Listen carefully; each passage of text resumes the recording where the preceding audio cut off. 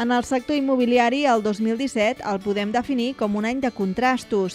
Els resultats han estat molt bons, però les sensacions són preocupants.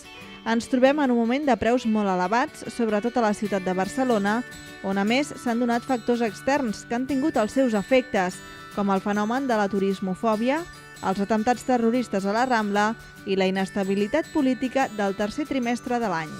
Les conseqüències s'han notat sobretot en l'àmbit de l'alt standing i el client estranger. Pel que fa al lloguer, hem tancat un 16% més de nous contractes respecte al 2016 i fa 3 anys que no paren de créixer les renovacions.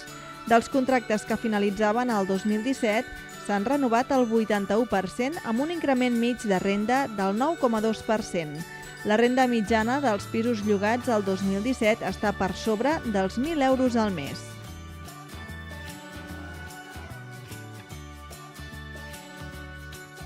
El pis tipus més llogat té 3 habitacions, una superfície de 65 a 95 metres quadrats i una qualificació energètica E o pitjor.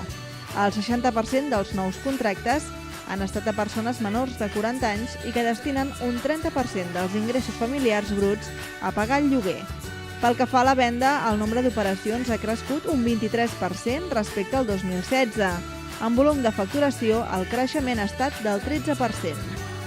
El preu mig se situa entorn als 400.000 euros en immobles de segona mà i en l'obra nova hi ha una àmplia forquilla segons les promocions que va dels 240.000 fins als 500.000 euros de preu mig. El pis tipus més venut té 3 habitacions i una superfície de 90 a 120 metres quadrats. En segona mà la qualificació energètica és E o pitjor, mentre que en obra nova és B o millor. I a més del 84% tenen terrassa. El perfil comprador és més jove en l'obra nova que en la segona mà i més fora de Barcelona que a la pròpia ciutat.